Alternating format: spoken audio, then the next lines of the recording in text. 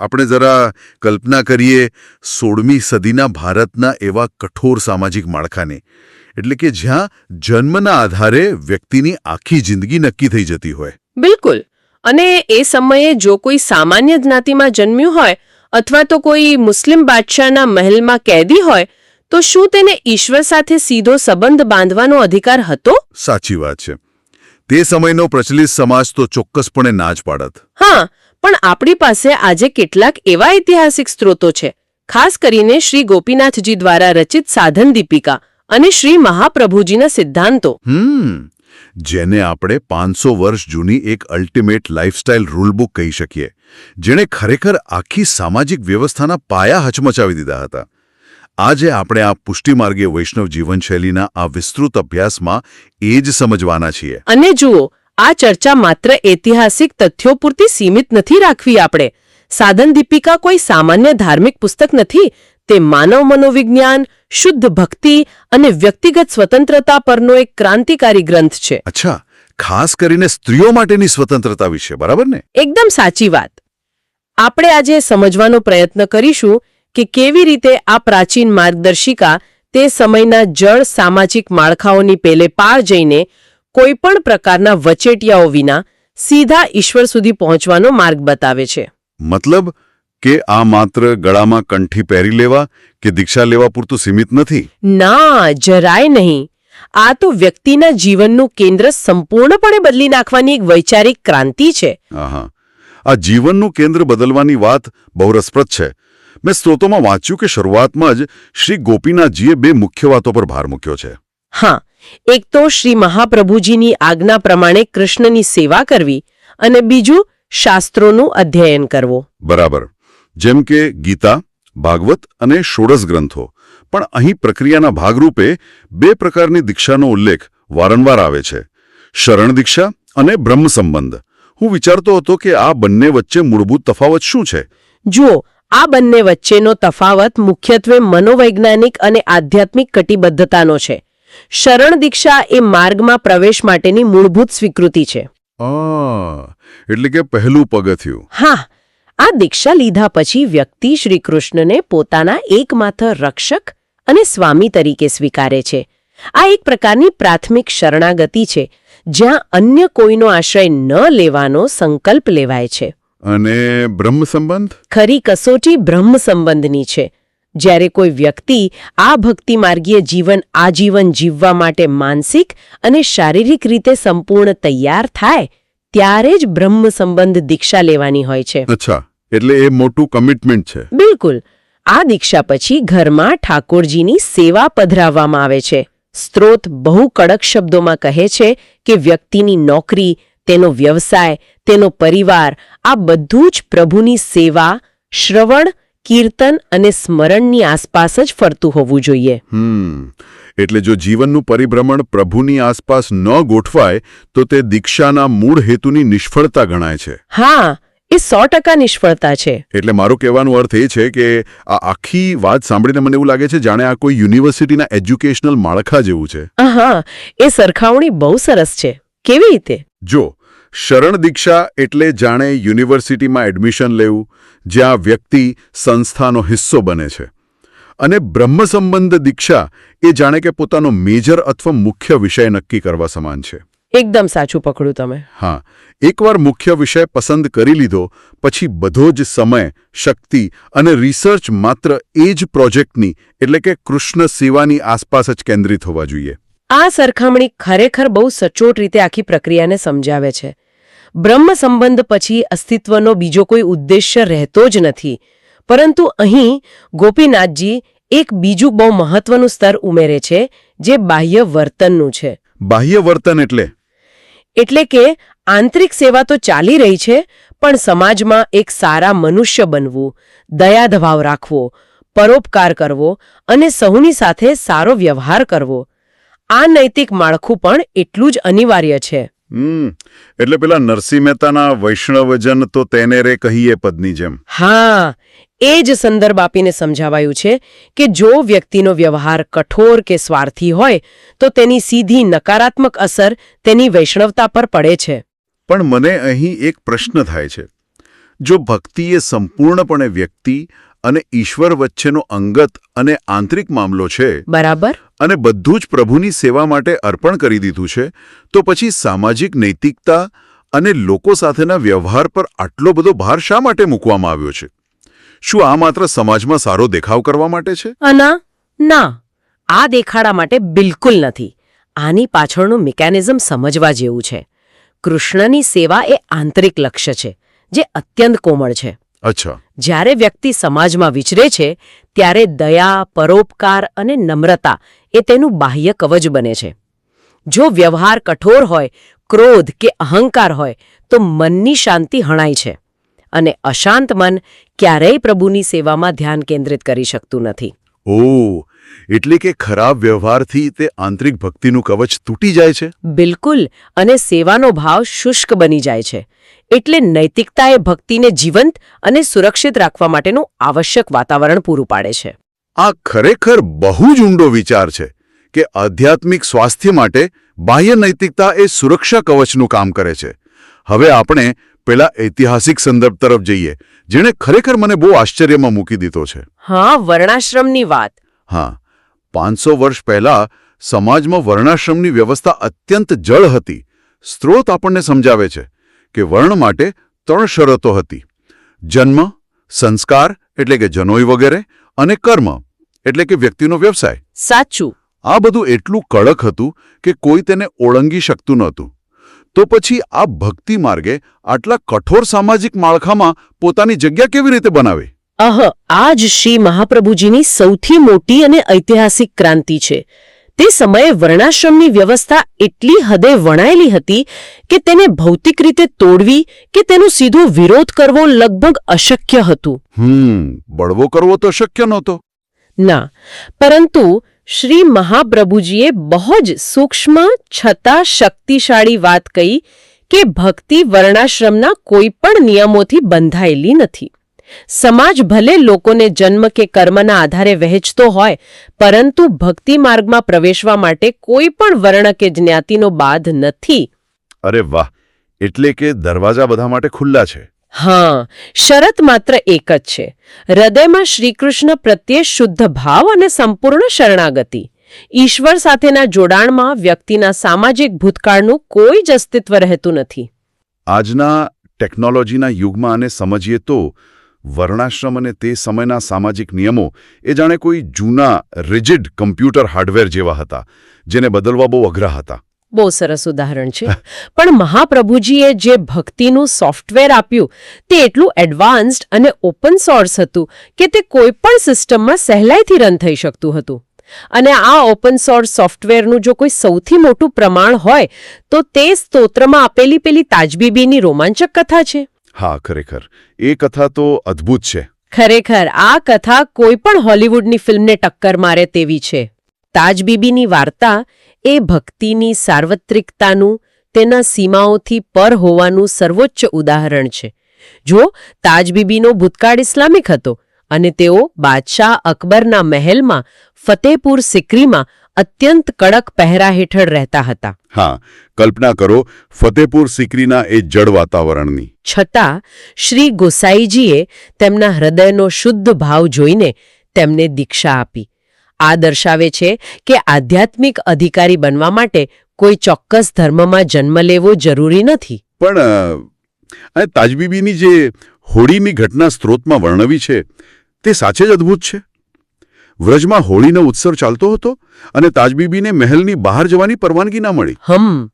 સામાન્ય રીતે કોઈ પણ વ્યક્તિ આ પરિસ્થિતિમાં નિરાશ થઈ જાય. સાચી વાત છે.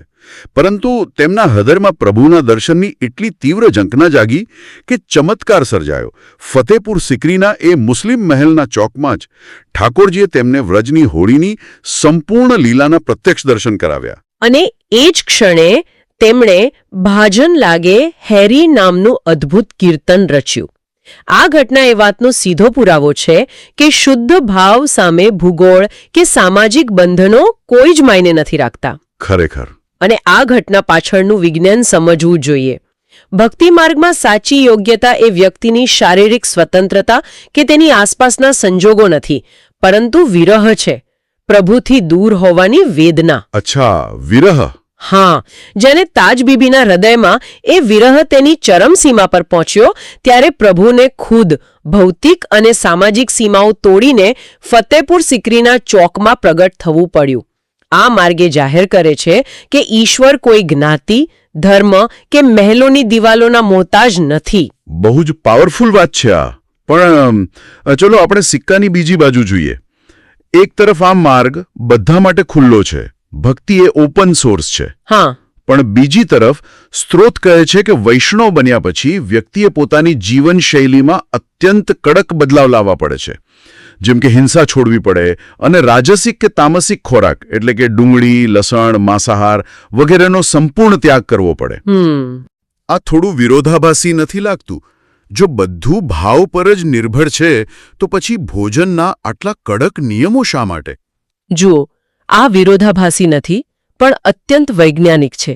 હું સમજાવું. ભક્તિ એ માત્ર એક વિચાર નથી, તે એક ઊંડી ધ્યાનસ્થ અવસ્થા છે. મન અને શરીર એકબીજા સાથે જોડાયેલા છે. ઓ, એટલે આહાર અને વિચારનો સંબંધ? બિલકુલ. તામસિક ખોરાક શરીરમાં આળસ, જડતા અને અજ્ઞાન પેદા કરે છે. રાજસિક ખોરાક અતિશય ચંચળતા, ક્રોધ અને અશાંતિ ઊભી કરે છે. જ્યારે સાધક આવા ખોરાકનું સેવન કરે છે ત્યારે તેનું મન અસ્થિર બની જાય છે. અને અસ્થિર મનથી સેવામાં ધ્યાન ન લાગે, બરાબર ને? હા, અસ્થિર મનથી સેવામાં કે પ્રભુના સ્મરણમાં સૂક્ષ્મ એકાગ્રતા સાધી શકાતી નથી. આ નિયમો વ્યક્તિને બાંધવા માટે નહીં પણ તેના મનને આધ્યાત્મિક રિસીવર તરીકે ફાઇન ટ્યુન કરવા માટે છે. અરે વાહ! એટલે કે આ હાર્ડવેરને અપગ્રેડ કરવાની વાત છે જેથી પેલું સોફ્ટવેર સ્મૂધલી રન કરી શકે? એકદમ સાચી વાત. આની સાથે જ સ્ત્રોતમાં અન્યાશ્રયની સખત મનાઈ ફરમાવવામાં આવી છે. એટલે કે પોતાના સ્વાર્થ કે કામના પૂર્તિ માટે કોઈ જ્યોતિષ પાસે જવું અથવા અન્ય દેવી દેવતાઓની માનતા માનવી. આની પાછળનું મનોવિજ્ઞાન શું છે? અન્યાશ્રયનો સિદ્ધાંત ખરેખર શ્રદ્ધાની શુદ્ધતાનો વિષય છે. જ્યારે સર્વોચ્ચ સત્તા એટલે કે શ્રીકૃષ્ણને પોતાના સ્વામી માની લીધા છે તો પછી નાની મોટી સાંસારિક ઈચ્છાઓ માટે, નોકરી મેળવવા કે બીમારી દૂર કરવા માટે અલગ અલગ જગ્યાએ જવું એ શું દર્શાવે છે? એનો મતલબ કે શ્રદ્ધામાં ક્યાંક કચાશ છે? હા, તે સ્પષ્ટપણે દર્શાવે છે કે વ્યક્તિને પોતાના ઈષ્ટદેવ પર પૂર્ણ ભરોસો નથી. તે ઈશ્વરને માત્ર પોતાની ઈચ્છાઓ પૂરી કરનારા વેન્ડિંગ મશીન તરીકે જુએ છે. Vending machine? બહુ સરસ શબ્દ વાપર્યો તમે. ભક્તિ માર્ગમાં શરણાગતિ એ કોઈ સોદો નથી. જે પરિસ્થિતિ આવે તે પ્રભુની ઈચ્છા સમજીને સ્વીકારવાની હોય છે. અન્યાશ્રય એ મનની વફાદારીને ખંડિત કરે છે. અને ઐતિહાસિક રીતે જોઈએ તો આ અન્યાશ્રય ન કરવાનો નિયમ પાળવો એ સમયની સ્ત્રીઓ માટે અત્યંત કપરું હતું. બહુ જ કપરું. હા, કારણ કે જૂના સમયમાં સ્ત્રીઓને સ્વતંત્ર રીતે ધર્મ પાળવાની કોઈ જ છૂટ નહોતી. પતિ કે સાસરિયાઓ જે ધર્મ પાળે, જે દેવી દેવતાની પૂજા કરે, સ્ત્રીએ કોઈ પણ પ્રશ્ન પૂછ્યા વિના તે જ પાળવો પડતો. આ સંદર્ભમાં સ્ત્રોતમાં મીરાબાઈનું જે ઉદાહરણ આપવામાં આવ્યું છે તે ખૂબ જ પાવરફુલ છે. મીરાબાઈનો સંઘર્ષ એ માત્ર ધાર્મિક નહોતો, તે એ સમયના પિતૃસત્તાક સમાજ સામેનો એક પ્રચંડ વિદ્રોહ હતો. મીરાબાઈના સાસરિયાઓ દેવીના ઉપાસક હતા, પણ મીરાબાઈએ બાલ્યાવસ્થાથી જ કૃષ્ણને પોતાના સર્વસ્વ માની લીધા હતા. હા, એમની વાર્તા તો આપણે બધાએ સાંભળી જ છે. તેમણે સાસરીમાં જઈને સ્પષ્ટપણે અન્યાશ્રય કરવાની ના પાડી દીધી. પરિણામ શું આવ્યું? તેમને ઘરમાંથી કાઢી મૂકવામાં આવ્યા, ઝહેર આપીને મારી નાખવાના પ્રયત્નો થયા અને ભયંકર સામાજિક નિંદાનો સામનો કરવો પડ્યો. પરંતુ તેઓ પોતાની નિષ્ઠામાંથી જરા પણ ડગ્યા નહીં. પણ જુઓ, મીરાબાઈ તો એક અપવાદ હતા. દરેક સ્ત્રીમાં આટલી હિંમત ન પણ હોય. અને અહીં મને શ્રી ગોપીનાથજીના વિચારો સૌથી વધુ આધુનિક લાગે છે. હા, એમનું માર્ગદર્શન બહુ જ પ્રેક્ટિકલ છે. સ્ત્રોત મુજબ ગોપીનાથજી સમજાવે છે કે જો કોઈ સ્ત્રી પરિવાર પર આર્થિક કે સામાજિક રીતે સંપૂર્ણ નિર્ભર હોય અને વિરોધનો સામનો કરવાથી તેની માનસિક શાંતિ ન જળવાતી હોય તો તેણે સંઘર્ષમાં ઉતરવાને બદલે માત્ર મનથી શ્રવણ કીર્તન કરી લેવું. બરાબર. પણ જો મીરાબાઈ જેવી માનસિક મક્કમતા હોય તો તે સ્વતંત્ર રીતે કૃષ્ણ સેવા કરવા માટે સંપૂર્ણપણે મુક્ત છે. આ બાબત શ્રી ગોપીનાથજીની અપાર વ્યવહારિકતા દર્શાવે છે. તેઓ બહુ સ્પષ્ટ છે કે ધર્મ કે ભક્તિનું પાલન એ માનસિક તાણ કે ડિપ્રેશન ઊભું કરવા માટે નથી, પરંતુ આંતરિક શાંતિ માટે છે. એટલે કે મેન્ટલ સ્ટેબિલિટી. હા, જેને તેઓ માનસિક સ્થિરતા કહે છે. જો પરિવારનો સતત વિરોધ સાધકની ભક્તિને જ નષ્ટ કરી દેતો હોય તો બાહ્ય પૂજા પડતી મૂકીને આંતરિક સ્મરણ કરવું શ્રેષ્ઠ છે. ગોપીનાથજી કોઈ આંધળો સામાજિક બળવો કરવા નથી ઉશ્કેરતા, પણ વ્યક્તિની ક્ષમતા મુજબ તેને માર્ગ આપે છે. એટલે કે આ 500 વર્ષ જૂના સમયમાં સ્ત્રીઓની આધ્યાત્મિક અને માનસિક સ્વતંત્રતાનો એક અદ્ભુત દસ્તાવેજ છે. બિલકુલ. પરંતુ ગોપીનાથજીની એક બીજી સલાહ થોડી કઠોર અને અગવડભરી લાગે છે મને. સ્ત્રોતમાં લખ્યું છે કે દુસંગથી બચવું જોઈએ. એટલે કે જે લોકો પ્રભુથી દૂર લઈ જાય એવા લોકોનું સંગ છોડી દેવો જોઈએ, જાણે કે તેઓ કોઈ શત્રુ હોય. શું પોતાના જ પરિવારના લોકોથી અથવા વર્ષો જૂના મિત્રોથી અચાનક દૂર થઈ જવું ખરેખર પ્રેક્ટિકલ છે? આ તો જાણે કોઈ કલ્ટ પોતાના સભ્યોને આખી દુનિયાથી આઇસોલેટ કરતું હોય. બિલકુલ એવું સંભળાય છે. કોઈને પોતાના જીવનમાંથી સાવ કાપી નાખવો એ આધ્યાત્મિકતા કેવી રીતે હોઈ શકે? આ પ્રશ્ન સ્વાભાવિક છે અને પ્રથમ દ્રષ્ટિએ આ નિયમ કોઈ કલ્ટ જેવો જ લાગી શકે. પરંતુ આની પાછળનો હેતુ સંપૂર્ણપણે અલગ છે. કલ્ટ વ્યક્તિને એટલા માટે આઇસોલેટ કરે છે જેથી તેના પર નિયંત્રણ રાખી શકાય. સાચું. જ્યારે શ્રી ગોપીનાથજીનો આશય ભક્તિના નાજુક છોડને રક્ષણ આપવાનો છે. શરૂઆતના તબક્કામાં જ્યારે આધ્યાત્મિક સમજણ કાચી હોય છે ત્યારે આસપાસનું નકારાત્મક કે ભૌતિકવાદી વાતાવરણ વ્યક્તિના મનમાં બહુ જ જલ્દી શંકા અને નિરાશા પેદા કરી શકે છે. એટલે આ પ્રોટેક્શન માટે છે. હા, દુસંગ એટલે કોઈનો તિરસ્કાર કરવો એવું નથી, પરંતુ એવા વિચારો અને વ્યક્તિઓથી એક સુરક્ષિત માનસિક અંતર જાળવવું જે વારંવાર ભટકાવતા હોય. જ્યારે ભક્તિનું વૃક્ષ મજબૂત થઈ જાય પછી કોઈ વાવાઝોડું તેને પાડી શકતું નથી, પણ શરૂઆતમાં વાડ કરવી જરૂરી છે. અચ્છા, હવે વાત સમજાઈ. આ કોઈનો દ્વેષ કરવા માટે નથી, પણ પોતાના કેન્દ્રને સુરક્ષિત રાખવા માટેની એક બાઉન્ડ્રી છે. એક સ્ટ્રિક્ટ ઇમોશનલ ડાયટ જેવું. બરાબર. હવે આટલા બધા પડકારો વચ્ચે રસ્તો શોધવા માટે સાચા માર્ગદર્શકની જરૂર તો પડે જ. સ્ત્રોતમાં સાધન દીપિકાના મંગલાચરણની વાત છે. મંગલાચરણ એટલે કે કોઈ પણ ગ્રંથની શરૂઆતના મંગલ શ્લોકો. હા. તેમાં એક બહુ બોલ્ડ સ્ટેટમેન્ટ આપવામાં આવ્યું છે કે શ્રી મહાપ્રભુજીના વચનો જ એકમાત્ર પ્રમાણ છે. કોઈ પણ વ્યક્તિ, પછી તે સમાજમાં ગમે તેટલો મોટો હોદ્દો ધરાવતો હોય, જો તે મહાપ્રભુજી, ગોસાઈજી કે ગોપીનાથજીના સિદ્ધાંતોથી વિરુદ્ધ વાત કરે તો તેનો સીધો અસ્વીકાર કરવો. આ સ્ટેટમેન્ટ બતાવે છે કે પુષ્ટિ માર્ગમાં વ્યક્તિ પૂજા કરતા સિદ્ધાંત હંમેશા સર્વોચ્ચ છે. સાચા ગુરુ કેવા હોવા જોઈએ તેના પણ બહુ કડક માપદંડો અહીં નક્કી કરાયા છે. કેવા માપદંડો? સાચો ગુરુ એ છે જે પોતે નિત્ય કૃષ્ણની સેવા કરતો હોય, જેની પાસે શ્રીમદ ભાગવતનું ઊંડું જ્ઞાન હોય અને સૌથી અગત્યનું, જેના વર્તનમાં ક્રોધ, લોભ કે ઈર્ષાનો લેશ માત્ર અંશ ન હોય. પણ જુઓ, આજના સમયમાં આવા સંપૂર્ણ નિષ્કામ અને ક્રોધ કે લોભથી મુક્ત ગુરુ શોધવા એ તો લગભગ અશક્ય છે. તો સામાન્ય માણસે શું કરવું? આ જ તો મહાપ્રભુજીની વિચારધારાની સુંદરતા છે. જો આવો યોગ્ય અને શુદ્ધ ગુરુ ન મળે તો નિરાશ થવાની કે કોઈ ખોટા વ્યક્તિની જાળમાં ફસાવાની કોઈ જરૂર નથી. વ્યક્તિએ સીધા શ્રી મહાપ્રભુજીને જ પોતાના ગુરુ માની લેવા જોઈએ. અરે વાહ! હા, અને કોઈની પણ રાહ જોયા વિના પોતાના ઘરમાં જ જાતે સેવા શરૂ કરી દેવી જોઈએ. ભક્તિના આ માર્ગમાં કોઈ વચેટિયા કે એજન્ટની બિલકુલ જરૂર નથી. આ તો ખરેખર એક અદ્ભુત DIY એટલે કે do it yourself spiritual manual છે. જ્યારે તમારી પાસે ઓરિજિનલ મેન્યુઅલ હોય ત્યારે તમારા નકલી એજન્ટોથી ડરવાની જરૂર નથી.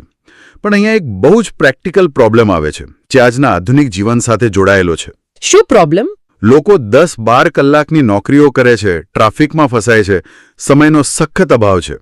આવા સંજોગોમાં ઘણા લોકો એવો તર્ક આપે છે કે ઘરમાં સ્વરૂપ સેવા કરવી શક્ય નથી, તો તેના બદલે કોઈ મોટી હવેલી કે મંદિરમાં જઈને અમુક રકમ દાનમાં આપી આવીએ અથવા પૈસા આપીને કોઈ વિશેષ દર્શન કે પૂજા કરાવી લઈએ તો આપણી સેવા થઈ ગણાશે.